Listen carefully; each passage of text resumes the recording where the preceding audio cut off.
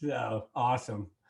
Well, it is now 2 p.m. Eastern time, and I've got numerous Guidos in the house today for this discussion. So thanks for Two. coming. You got two. Two. Two. You got two. Not. Brian's wife hated his picture that I posted so much that she like posted that she had to like approve all images from now on. You cannot just post anything you want to post. That is. He made the mistake, however, of giving me access to like, he sent me like a link to like all of his like his entire really? What did I do? Photo background. Yeah, so I'm like looking through all his, intimate pictures and such. Someone's telling me I need an IT guy. I'm not quite sure what that means. Maybe you can't get on. Let's see. I think people always like have a hard time getting on something. I'm gonna give it one more second before we get going. I suppose you're supposed to be able to tell if there's anybody like actually on your stream. I'm actually on the phone line waiting to get in. Well, you don't need to be because you're on. You don't need to.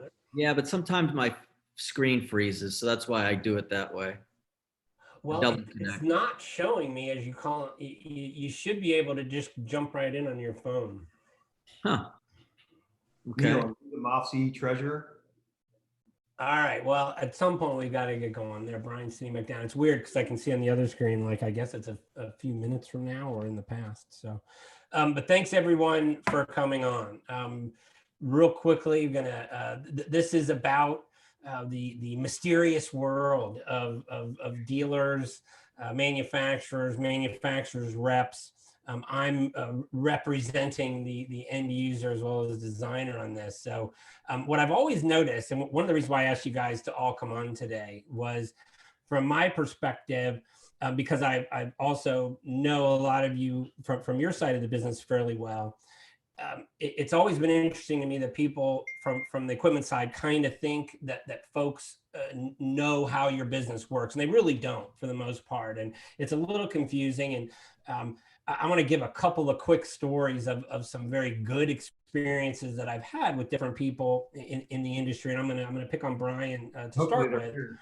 When I first met Brian, I was working at a restaurant company. I was working at Famous Dave's, which is a great company in Minnesota. And Brian came to see me along with Fred Singer. And they had submitted, someone from their company had submitted some drawings kind of recently.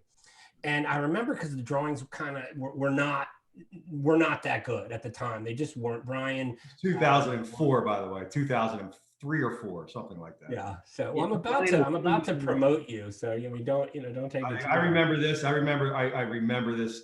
And so they were out on my desk or my work area where I had a big thing for plans and stuff, and they were kind of like it was just not good. It was not good. And Fred was standing there. I just met him, and he said, "Well, how are we doing?" I said, "Well, really love Brian. He seems to really be on top of it and really helpful, but I need, a lot better drawings, and I just pointed at it. And what I was always impressed with, I know I've told you this many times, Brian, but the reaction was pretty much immediate. They just immediately fixed it, and drawings have since then become better and better and better and better. And you ended up getting who I consider probably one of the best people in your industry on the design side, working on your team. So just responsiveness from a dealer's perspective, and there's other stories I can tell about that. The other thing, I guess, from a rep group example of how a rep group really added value to a relationship. I'll start back at that same company where there was a few rep groups that we were working with that were just really willing to help figure out what our problems were. As an operator, you're wanting folks to come and help you figure things out. So we had a big problem at the time with just dish machines and all this kind of stuff. And there was a rep who was involved, Stemkowski, who's just awesome. From just literally went in, I think he spent a couple of days, just watching our disc machine area and how it was, and then came to me with actual recommendations as opposed to what I normally got, which was, you know, hey, if you buy this kind of attitude. But it was really good, and I think there's probably a number of examples like that of folks that I've had. Guys on the call, no question about it. I mean, I'll say this: the key to the whole operation, and I think it becomes overly simplified on, you know, what I always say is we don't want to become widget salesmen. We have to add service and add value. Neil and I have talked about this, you know, many times about having to add value in the supply chain somewhere. Mm-hmm. And you know, certainly it's a key to allowing us to work at the pace that we work at, because it's such a fast-paced industry. Things need to be done, especially in a design build / chain market that I'm in, or that my team is in, I should say. It requires prompt, fast, and you need to be partnered with the right people who understand that. And that's why I think, you know, for several reasons, that these guys are, you know, near the top of their industry in their respective classes. So adding value in the equation all the way through, not just selling you a fryer or a smoker or a refrigerator. There's so much more that goes into it than that. And I think that's, you know, hopefully that's what our, you know, people viewing today can have an understanding of. It's just not a point, click, and ship thing. It's a very, there's a complicated set of processes that we have to go through to deliver projects at a high level. Mm-hmm. I mean, there can be, and there can also not be. Which, you know, I was going to tell you guys a story. I'm working with a client right now, and we're changing from a full service restaurant to a fast casual environment. It's a big restaurant. They already have drive-throughs, and they're really trying to look at kind of all aspects of how to increase efficiencies. And what stood out to me was that not one of them, the CEO, the COO, their entire operations team, nobody thought of, hey, let's involve first of all, our equipment dealer. They did bring a dealer in at kind of the last minute, but nobody else was at the table. And so, well, you know, there's a lot of resources to look to. You know, the manufacturers that you guys have relationships with have resources. They have all kinds of things happening. And it occurred to me then that, you know, people don't really know what resources that you all can offer them. John, I was going to ask you about that, because I think from most people's perspective, the manufacturers kind of, you know, hands away from the end users if you don't happen to know someone like yourself. Yeah. So, I mean, one of the things that's customers tend to think, just sitting back and listening to what you're saying, is, you know, they have a lot more experience in the outside world buying goods for their homes and things like that than they do buying restaurant equipment. Most people, and most people that shop for it the first time.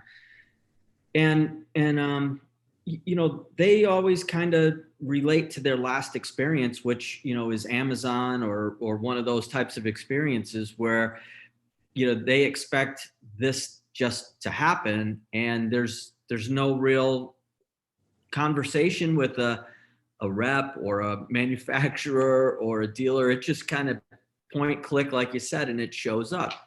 And some of our industry is working that way, but the resources that are out there for people to really get it right and to understand what equipment will do for them and how it can function properly for them. It's more than just making the wrong mistake and picking something online and having to live with it like you do with a pair of pants or something like that when you order it online. So I find value in the relationships that we have, the relationships that we've developed over the years. And really what Brian said earlier is bringing all of us together to work on behalf of the customer. John, can you talk a little bit about what is your focus on? How would you like to see that process work? Say if Neil is your rep, how do you want to be represented? And then what resources do you all have, say, to help my example of a customer who's trying to make big change and increase their efficiencies? Sure. Well, I mean, what resources do we have? You know, nowadays we replicate a lot of resources throughout the industry. So Brian's resources at a dealership probably are the most technical from what they can offer the customer. I mean, we would ultimately love to be involved with the dealer, with the rep at the same time with the customer. It all depends. You know, the opportunity is there. This is not a one size fits all industry. There is not a one blanket solution that we can just throw over everything. So the opportunity is to really understand the customer's needs and to marry them up with the best avenue for them to follow down. You know, whether that happens to be through the dealer, when it happens to be a more intimate relationship with the manufacturer, or whether, quite frankly, the rep is just out there doing it on their own without the need to have involved the dealer or the manufacturer until later on in the transaction. Hey, John, since I skipped over this, can you kind of tell everybody a little, what do you do? And then I'm going to ask the same. Good one. I Good one. kind of skipped right over. I was thinking about that myself. Sorry. Seconds, Someone like, just texted me that reminded me, hey, who are Hey, those? I'm Neil. Hey, I'm John. Hey, I'm Brian. Why are those people talking? Who are they? Yeah, well, you know, it's kind of an industry secret. Nobody really knows what I do, but you know, that's why I got you on here. I'm not sure how we got you, but here you are. So yeah. So I'm a group president for Middleby, and I run several companies in the Middleby Corporation, South Bend and Crown being the two more well-known companies of that. And then I also represent the corporation in dealing with the buying groups and the dealers out there in the marketplace with all the brands that we have. awesome. Neil, who the hell are you? Who am I? I am, I work at, or actually am principal of One Source Reps in Philadelphia. We're a manufacturer's rep group, an independent rep group for about 40 different brands of commercial food service equipment. We're here in Philadelphia with a 3,000 square foot facility that has quite a bit of that equipment here as a resource to end users and dealers to demo and test in actual kitchen use. Cool. Brian, what the hell are you, Brian? So, what my title is, or what do you do? Who are you, and why should anyone? Vice President of National Accounts from the contract side at Singer Equipment. We work with chains and emerging brands, but we also do in the last 3 or 4 years, we do a lot of design build work for various clients that we have. You know, whether they're high-end retail clients, food halls, which is where you and I have done several food hall projects together and hundreds of restaurants. So, you know, we work with a diverse group of clients. Chobani. I mean, we can Famous Days is where you and I started. There are just hundreds and hundreds of them that we deal with. So, yeah, trying to bring the whole process together from design through equipment selection, which is what John and Neil are assist us with, to the actual procurement of the equipment, project management of the job, installation of the job, handling. We can handle hoods, walk-ins, refrigeration. We can be as much or as little as you want. So we have to, we're at it every single day, one project at a time. And that's how we've built Singer Equipment, and it's how we've built our national brand, by just doing a great job every single time to the best of our ability. Construction's a tough market, as everybody knows. So it's, we just try to be the best we can be on every single project, and we'll let the chips fall where they may on the next job. But again, you got two of the best in the industry here with Neil and John with you. So happy to be here. Awesome. Well, that was very long-winded, but thank you. So it was a good advertisement, nonetheless. Yeah, it was. That was incredible. Now I know. You asked me what I did. I mean, what do you want me to say? I sit around waiting for you to call me every day? Certainly not what I'm doing. All right. Okay. Back to adding value to the conversation, or the last half of this was called or you could just be a pain in the ass. So I think you just witnessed some of that. So, we got all things covered. That was for the picture. All right. So, as we're talking about the added value and how that works and how it can work, what's occurred to me a lot lately, obviously everyone's talking about all the stress that everyone's under. What resources y'all have and how can that help? Everybody right now is searching. Brian and I recently did a quick video on new technologies. I don't know that we did a great job in the video talking about how to introduce them, but it was the impetus for getting this group going, which is there are so many things that you all have available that Neil probably knows from his work experience, and John, of course, is working on.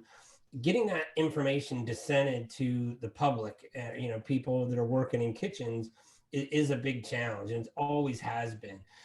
I've, as someone who kind of tries to seek out new stuff, I'm always at shows and stuff, asking a bunch of questions. But I've always found it interesting that I felt like I was always prying, the info, and the only place to see it is at a show. And for a lot of operators, that is just not that helpful.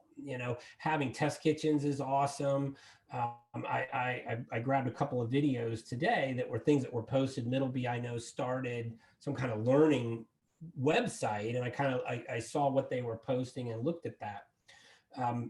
And so that's obviously a resource that you guys are working on, John. Right. And I know you have an internal, culinary person as well. I've met him at a show anyway. Yeah. Several. And Neil, so Neil also has, a test kitchen.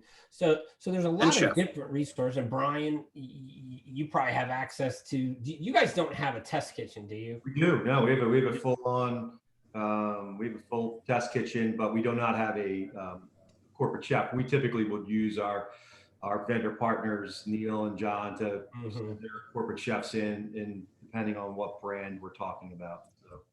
Yeah, it's been hard, Andy, to really, the industry has been kind of archaic in its ability to present new products, easily, because there's so many companies out there and there's so many customers out there. Typically shows have been a avenue to accomplishing that, but like you're saying, who has the time to go to a show all the time unless you're working for a manufacturer or a dealer? Customers are not going to do that as much as we'd like them to. Middleby's trying to do a little bit different. We're trying to take advantage of technology and have a site where people can come visit and see where they can see new technology being presented to them and try to understand it. There isn't really a good platform in the industry that anybody's created for all comers to participate in digitally. But we're investing. Middleby just invested, where it's almost getting ready to open, actually, down in Dallas, a huge innovation center where we have all of our brands, not just my brands or brands other presidents, but every Middleby brand will be represented down there. And we chose Dallas as a spot so that customers that want to see technology, customers that want to see what all the different brands do, how they integrate together, how, everything from Middleby does coffee. People don't know that. They know we do equipment. But we have 65 companies in food service that nobody knows everything of all of what they do. So this center is going to focus on that in an area where people can fly easily in and out, usually on direct flights. That's why we chose Dallas. And we're looking at a different way to present those to customers also, in that I don't need a sales guy talking to a chef to try to understand what he's going to do in the business world. Sales guys don't get that, right? They want to think they do. They could tell you about the features and benefits and all the other stuff to go along with it. But, what we've invested in is the best of the best as far as culinary goes. So we have a couple of certified master chefs actually that work within our organizations, and we'll be, working out of that facility to really share with chefs one-on-one and work with them one-on-one in that facility of what our technology, what our equipment can do for them as they go out and try to figure out how to best outfit their operations. Yeah, that's totally awesome and very much needed. And it seems like, so Neil, how would you involve yourself in that? You know, so they've got that facility, they've got all that. You've kind of got your own. How do you view that, and how can you close that loop? Well, we've actually tried to sort of change a bit during these times. Obviously, shows are not possible, and actually, our test kitchen visits were shut down for quite some time. We've spent this time marketing electronically, digitally. We've hired a firm to sort of get that new product out to the end user through our social media points, through emails. But then we've also invested a lot of money in software for that purpose. And also we have just started a virtual kitchen, if you will. So we've installed a camera system now and invite clients to a Zoom room, which is our kitchen. And we can demo any piece of equipment to a chef with my corporate chef anytime.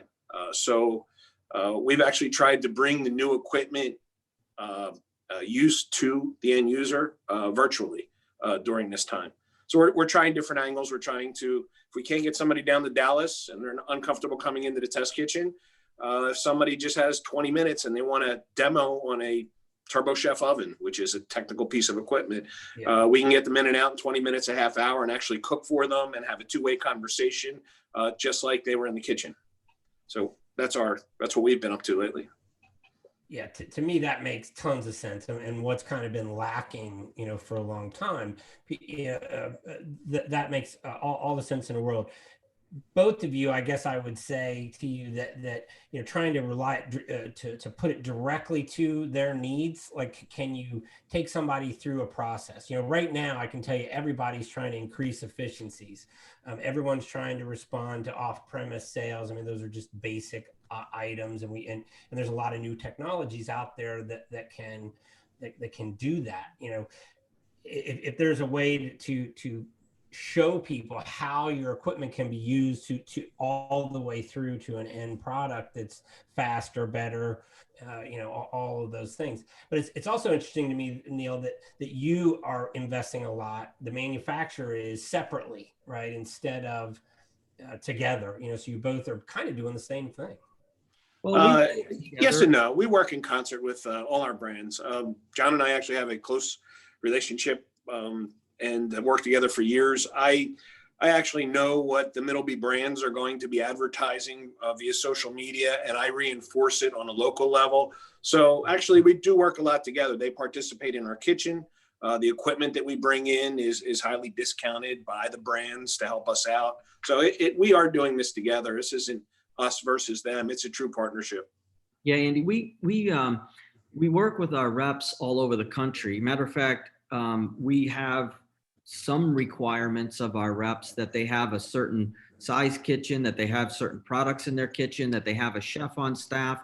You know, we kind of use them as the first local opportunity in the marketplace. And then this larger center is really for somebody that wants to take a deeper dive on a more complex level to understand all the different technology and opportunity that we represent as a full corporation that really can't, you know, be represented properly on the rep level. Question for kind of both of you as it stems from that. You know, I mean, knowing that, okay, there's probably a bunch of stuff there, you know, so you so take my example, my customer I'm working with right now is kind of going through a big thing. They had reduced their menu a whole lot, like everybody does. They're kind of re-looking at their kitchen. And they don't really, I mean, I guess they could go there blind, but it's almost like it would be super helpful if someone could at least go to their brand and watch what they're doing and then make recommendations to them based on, here's what we see, you know, that you guys are doing. This brand, as an example, has been in business for 40 years. So they've kind of been doing the same thing, and none of them are equipment experts. You know, on a call, I probably knew more about it than they did, you know, which is kind of surprising. So they're kind of like, well, we need some help, but we don't know who to go to. Yeah. I mean, go ahead, Jen. Okay, so that's been one of the reasons why we want to get our more technical people like certified master chefs that we have or executive chefs that we have at the brands involved in the conversation. And that allows us to understand, it should be, and it needs to be all about the customer's needs. At the very basic level, sometimes we get asked the silly question, how much is a 6-burner range, right? That's the typical, and the next question always should be, well, what are you doing with it? Because there's so many of them out there and they all do different things. They look the same. They're like a car. They'll get you down the street, but do you want to get down the street in a minivan or a Ferrari? Are we going to Costco or are we going out to dinner? What are you going to use it for? And so that is why a chef to chef or a chef consulting relationship for Middleby is important, to understand the client's needs, to understand how they're going to use it, to understand their efficiency in their kitchen. Are they kind of loose or do they want to be really tight? How many people are in the operation? What kind of product are they looking to put out? Is it going to be a consumed product locally on site? Is it going to be a deliverable product? What kind of finish do we need on the product so that it carries well or transfers well? So all those things, sales guys don't know that, but chefs know that. And that's the technical part of what Middleby's trying to bring to customers through things like use at the center and the individual brand chefs that we have, whether it's for Blodgett Combis. And, we have a chef that's running that division now, not a sales guy, but a chef running that division, or from the local brands that have hired chefs and working with them. So sales guys are important. I mean, that's my whole history is in sales, but you have to know when to tag your teammate and get the right person involved. And I think that's why Middleby's doing a better job right now, is the diversification of people that we're putting into the equation that are there for the customer. Yeah, and on a local level, Andy, we've actually, there's 5 or 6 different ways to cook pizza in this kitchen. There's many different convection ovens. There's combi ovens. There's rapid cook ovens. We bring clients in here to test their product, to find what might work better for them, to maybe get them into a different piece of equipment or a different mindset, to take a process that they're doing now and speed it up and save them labor. There's actually a small chain that's coming in here shortly. I brought in their equipment that's coming in next week so that I could be prepared to actually work on theirs and then show them other that might work better or faster or more efficient. So, there's maybe 40 different pieces of equipment here that plug and play into a kitchen. It's like a car showroom. So you really can come in here and test drive it before you buy it. Having access to those types of facilities is just huge, and having R&D help to figure out how to use it. I love what you said, John, about saying, somebody wants a range, what are you doing with it? Because the reality is there may be something totally different that would work a whole lot better for what they're trying to do, a whole lot faster.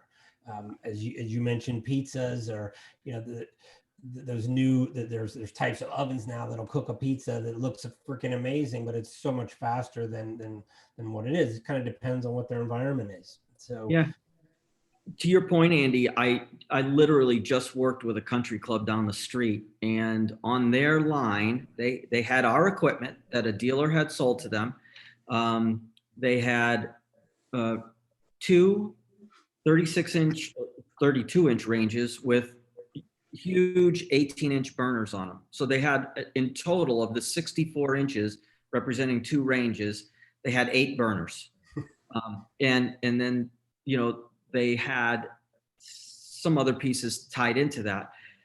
And they said, well, we're just not able to keep up with our saute needs during dinner service. And I said, well, the problem is that somebody sold you these when you should have bought 6-burner ranges in that 32. So what we had as 8 burners, I replaced same amount of space and put 12 burners in the same space for them. Still a 10.5-inch pan fit in there, no problem doing the saute. And now they're not having the same problems they had before. They're able to actually keep up with their service. So it is an understanding of what's happening at the client's facility so that we can really go in and solve their problems and ask the right questions. It's our responsibility to ask the right questions. Yeah, it seems so folks are hiring efficiency experts to come and do some of those things. And again, back to the same commentary we had, there's the company's hiring an efficiency expert who, by the way, is not an equipment expert. So he seems to be very good at processes, but not really an equipment geek. You know, wouldn't know all the new stuff that you would, or Brian would, or Neil would about what's available right now. But they're, you know, paying a pretty substantial amount of dollars to have that work done, and it seemed to me to be very much lacking in that. You know, it was even brought up, hey, are you really, do you really know all the different equipment? Now the problem comes in, obviously, is you know, you're one manufacturer, Neil, you rep different pieces. Brian, from his perspective, kind of can sell anything. Uh, but the end result is, from a customer's viewpoint, they feel like they have to go to somebody else, you know, to kind of get that information. I don't really think there's too many of those people either. You know, I mean, I work with Chef Andrew Hunter quite a bit. He's an R&D chef, and I think he's probably unique in that regard, and that he does just those things for folks. But you rarely run into those. The efficiency experts do time and motion studies within a kitchen. It's very valuable information, but it doesn't really, they don't know exactly, like, okay, if you're cooking that, you know, this new piece of equipment can do this twice as fast, as an example. So it seems to me there's something missing to get all those folks together to get to the end result. Well, I think, Andy, the reason we're doing this, right, is because sometimes the client and the customer doesn't understand all the tools that are there for them. And I go back to when I said, you know, it's like everybody's trying to do Amazon, right, and do that, and they're missing all the resources that we've put together. And, you know, so that they're not in it alone, they're not trying to figure it out alone, that there are resources there. And that's why they go to a guy like you, who knows how to tap all those resources. I mean, And I think, panel together. yeah, I think that's the role of a dealer as well. Like, as when they come to us they look at us as being experts in what we do. At least they should look at us as being experts in what they do. So our responsibility is to find out their operation, find out what they're doing, what are their ultimate goals, and then bring in the right resources. Maybe, this is where, like, a Neil or, a John would come in, and his chef would come in. Once you have to marry all of the components together. But I think it really has to start when you engage a dealer. The dealer, with us, whether you're a salesperson or an account manager for us, have to really understand what the intent is, and that ultimately will lead us to the proper equipment selection. It could be John, one of John's brands. John's brands might not be the right fit, so it could be almost anybody. So I think it's imperative of a dealer like Singer Equipment to ask the right questions. Again, I think that comes back to being of value to the end user. Because if you don't know your client and what they're doing, I don't know how you're going to ever select a piece of equipment for them. So you have to really do your due diligence as well. Yeah, I think a lot of folks don't do that. I think that, to John's point about people just want to look at Amazon or restaurant.com or whatever to order a piece of equipment. I get asked a lot of times, why use a dealer, when you can drop ship things, and, it may on the surface seem like it's a less expensive option, but you get none of that, and you get absolutely no help. And just like within the service business, that's where you all have such an opportunity to be partners with restaurant operators to make sure that they're getting that value, and then they're going to be your customer forever if you're with them, and they know that they can trust you to help them figure out what problems are. Yeah, I mean, that's where we're focusing now. It's developing new products, technology, selling the products to the customer, but servicing the products with the customer too, being involved once the customer gets the product, and if they have problems with it, taking care of them. So many times we just think about sales like sell it and move on to the next one, but that customer is a opportunity for a very positive experience that you can share with somebody else. That customer's an opportunity to, they go on and build new restaurants. And if you can stay involved and keep them happy, that's ultimately the best way to be, to help, continue to populate your sales. Like I said, like we've always talked about this, like people, this industry has a very strange way of not letting people escape once they get in. So, I mean, how many lifers do we all know that have been in the restaurant business for 20, 30, some of them, I talked to a guy, refrigeration, 40. 65 years yesterday. I heard from a refrigeration contractor. So you want your customers, you want your end users to have a great experience. So when they talk to the next guy down the line, or they leave their current position and they go to another position, like you did, Andy. So you want, when you moved around to different chains, that's the example that I give. I want to give you a great experience so that when you move on to the next one, you go, okay, well, I got to call Brian, or I got to, so that's the relationship that John's talking about right there. That's what we want to make sure that we instill in our customers, is that, that it's a great experience from a dealer perspective to a rep perspective to the manufacturer's perspective. So I think we're all kind of in alignment there. I mean, obviously, this current time period has kind of forced the innovation in our channel for everybody. And what you're talking about, Neil, sounds awesome, and as well, John. And that's exactly what's needed. Andrew and I have been talking lately about how we could potentially take customers through entire processes via that. Really taking their exact products, bringing it in, showing the entire thing digitally, so that if somebody can't be there, but really, it's not just because they can't be there, it's because of time, right? I mean, time and effort, they've got to be at their restaurant. And when you're trying to help somebody figure out, what would really be helpful, if you can kind of solve some of their problems for them and then show them how it works kind of A to Z. And, so the ability to have the access to those types of facilities is pretty amazing. You don't see much of that, though, as far as like and maybe it's because you have to ask for it. And maybe that's my point, is that folks don't really know that exists. I don't think they do. My customer, as an example, the other day, these are very experienced restaurant people. We're having a call literally tomorrow with the efficiency expert about it, because no one really knew where to go. And I thought that was curious. We've even brought in chains that we sell that same rapid cook oven to. That's pretty technical.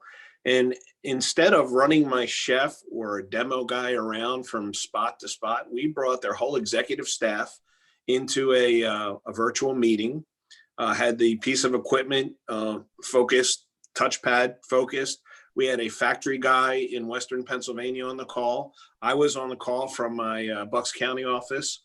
My chef and another assistant were here in the kitchen, and everybody learned extensively how to program those ovens specific to that chain during that session. And it was very interactive. I mean, the chef had a headset on. He could hear exactly what was going on, what the questions were that were being asked after he did his process. And it was very successful. And so we just invested a bunch more money to kind of set up some stationary cameras and hardware, another computer and things that are needed, so that anybody could use it. Andy, you could use it. If you had a piece of equipment that you were interested in, we could run your client through it. You could ship food in here and have it ready to go from your client specific. So it's a great way to go, especially now. These times have forced us into being more technical, and we were way behind the curve. And this was a long time coming, but it needed to happen. Yeah, it made me think. While you were just talking, I was thinking about the number of times I've had to try to arrange training sessions on site. I mean, we did a food hall not that long ago, Brian and I, and there's some new pieces of equipment in there.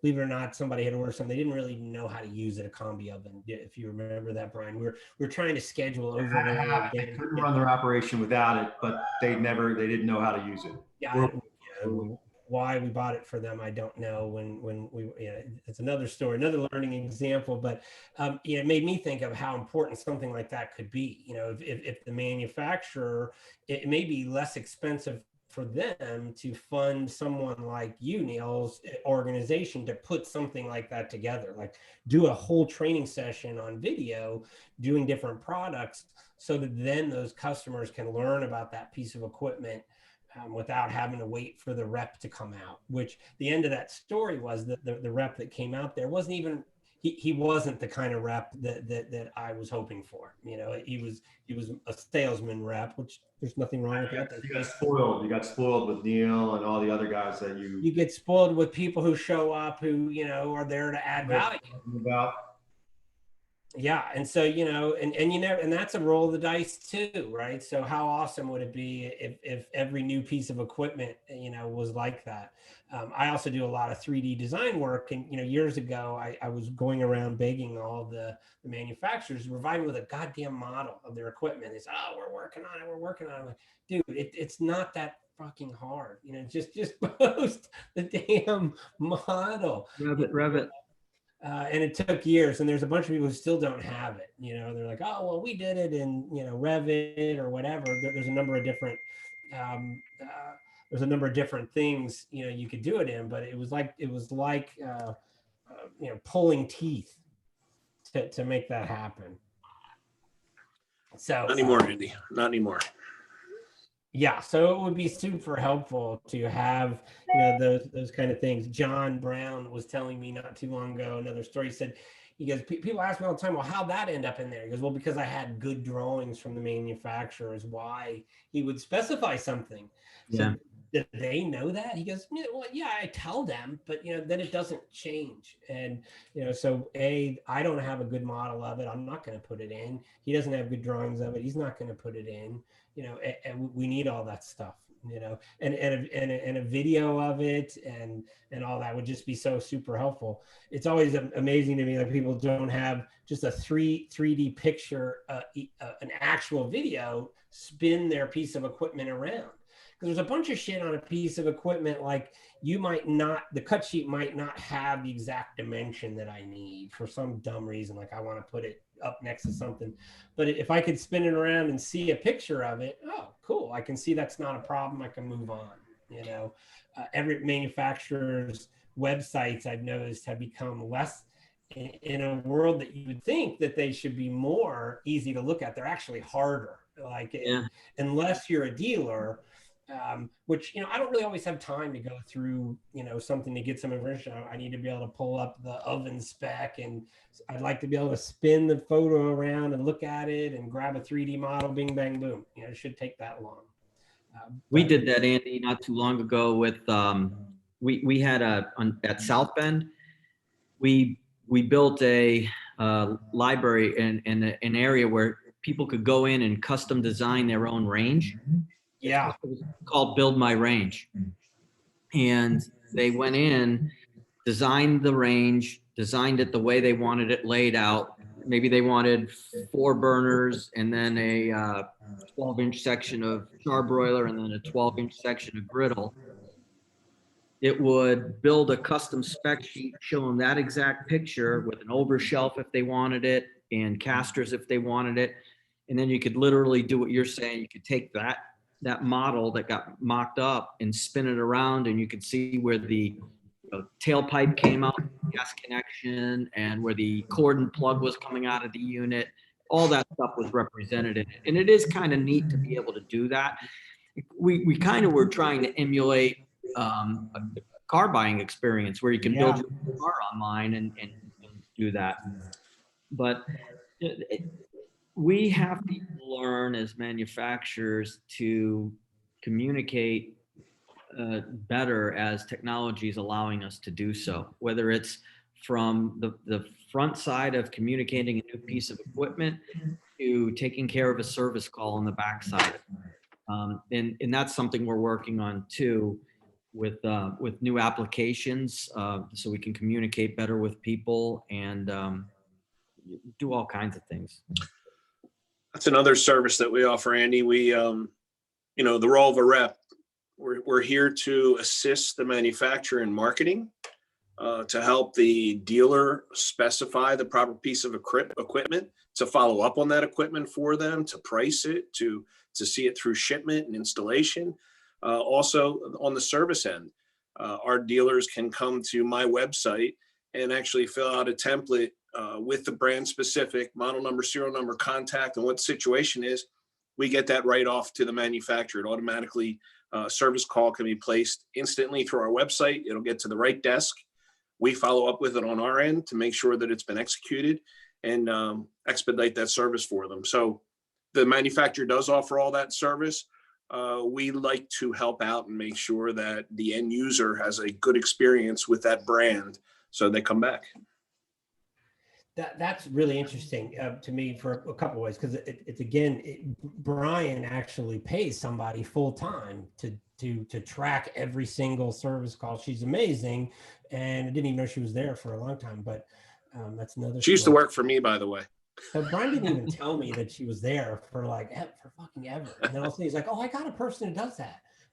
I'd say, stop calling me about. I mean, I forget it. I got a guy, or I got it in this case you fucking know a person, right? And then they, so he's got like this person who's amazing doing that, who used to apparently Neil train her. So you both have the same thing, and that's, I guess, that my next to finalize all this would be, service issues and how that works and how it cannot work, and how it's kind of frustrating for end users. When you have a new location, of course, it's actually pretty difficult. It may seem like it's easy from your all's perspective to figure out who you're supposed to be using and who you're not. You get, Brian gives you a giant book, or your dealer gives you a phone book of stuff.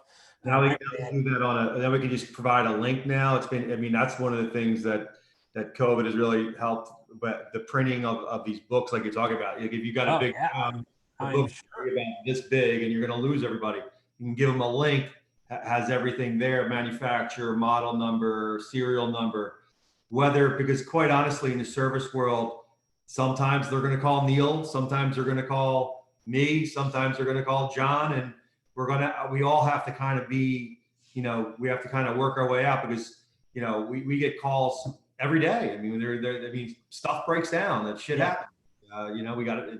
So we all need to have really good accounting, and we do work very closely with all of our manufacturers reps, and they are a liaison to make sure that these things are getting done, because sometimes it's not as a high priority for somebody sitting in Farquhar, North Carolina, as it is when you got somebody here in Philadelphia who needs this oven up and running. It's about priority. So the reps do a great job of helping us follow through on service calls to ultimately get the stuff done. And no disrespect to anybody in Farquhar, North Carolina, John, of course. That would be Fuquay. Whatever. I figured there must be some example where there must be. So Andy, one of the things that we'll be releasing in the next few months is actually an app. It's a service app for South Bend and Crown. It's called Service First, but we have the Service First program. But this app will actually allow the operator to register all their equipment on it, keep it on it. They'll have a service history on it for every piece of equipment. And they can actually just go on that app, tap a button, and place a service call for the piece of equipment directly with us as a manufacturer. What we will be able to do is, as we understand who that customer is, the rep in the area, the dealer that might have been involved, if Brian was involved and Neil were involved, we can start adding them to the communication piece and letting them know that this customer called for a service call, the technician has been dispatched, or the technician's arriving. And as they start notifying what's happening during the service call, it will ping out to everybody involved and let them stay in communication. Because what happens now is you call Neil or you call Brian, Brian calls Neil calls me, and everybody starts this conduit. What's happening and when's the guy getting here and how long's the, so and so. And so this app will now take care of servicing and communicating all that information out. No one will be left out of the communication. Everybody will know where it is, and nobody will have to pick up anything other than their phone just to see and kind of follow it along and make sure we're doing what we're supposed to be doing on our end. So again, not a technical piece of equipment, a 6-burner range. I mean, the last time technology went into a 6-burner range was when somebody started blowing gas through a piece of black pipe. Prior to that, it was a campfire. So, but where's the technology come in? The technology comes in with the communication and being able to keep people up to date and what's happening on the service side of it. And I think this whole call has been about really communication and being able to access a network of people. And that's why you have us from the different parts of the industry represented here. So.